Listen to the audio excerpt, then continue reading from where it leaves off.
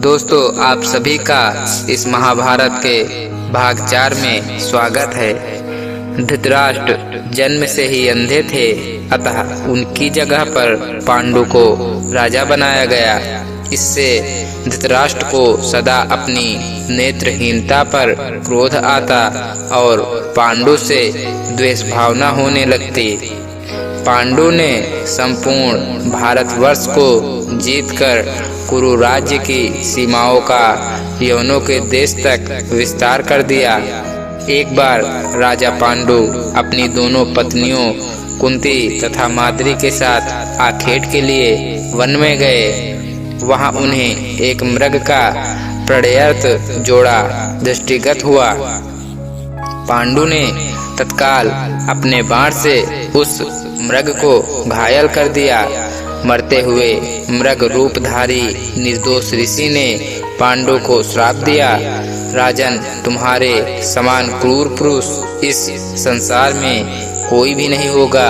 तूने मुझे प्रणय के समय बाण मारा है, अतः जब कभी भी तो प्रणयरत होगा तेरी मृत्यु हो जाएगी।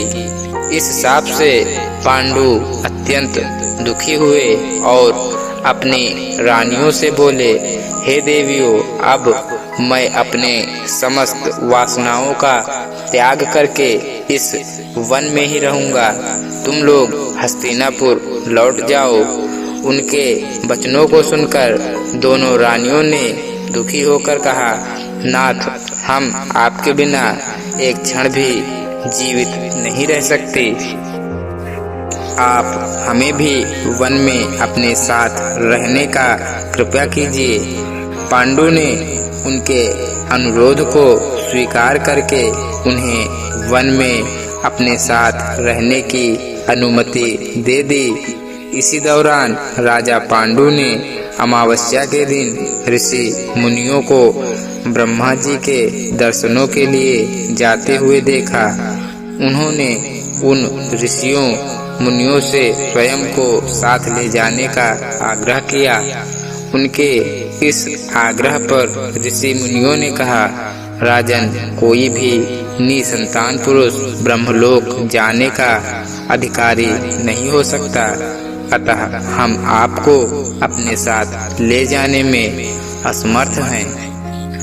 ऋषि मुनियों की बात सुनकर पांडु अपनी पत्नी से बोले, हे कुंती, मेरा जन्म लेना ही वृथा हो रहा है, क्योंकि संतानहीन व्यक्ति पितृ श्रण, ऋषि श्रण, देव श्रण तथा मनुष्य श्रण से मुक्ति नहीं पा सकता। क्या तुम पुत्र प्राप्ति के लिए मेरी सहायता कर सकती हो?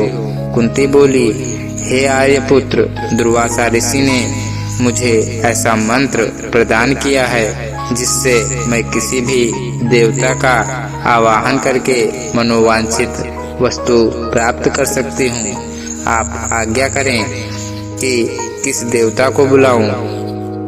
इस पर पांडु ने धर्म को आमंत्रित करने का आदेश दिया। धर्म ने कुंती को पुत्र प्रदान किया, जिसका नाम युधिष्ठिर रखा गया। कालांतर में पांडु ने कुंती को पुनः 2 बार वायुदेव तथा इंद्रदेव को आमंत्रित करने की आज्ञा दी। वायुदेव से भीम तथा इंद्रदेव से अर्जुन की उत्पत्ति हुई। तत्पश्चात पांडु की आज्ञा से कुंती ने माद्री को उस मंत्र की दीक्षा दी। माद्री ने अश्विनी कुमारों को आमंत्रित किया और नकुल तथा सहदेव का जन्म हुआ। एक दिन राजा पांडु माद्री के साथ वन में सरिता के तट पर भ्रमण कर रहे थे। वातावरण अत्यंत रमणीक था और शीतल मंद सुगंधित वायु चल रही थी। सहसा वायु के झोंके से माद्री का वस्त्र उड़ गया। इससे पांडु का मन चंचल हो उठा और वे प्रणय में प्रवृत्त हुए ही थे कि शापवश उनकी मृत्यु हो गई। माद्री उनके साथ सती हो गई, किंतु पुत्रों के पालन पोषण के लिए कुंती हस्तिनापुर लौट आई वहाँ रहने वाले ऋषि मुनि पांडवों को राजमहल छोड़कर आ गए। ऋषि मुनि तथा कुंती के कहने पर सभी ने पांडवों को पांडु का पुत्र मान लिया और उनका स्वागत किया।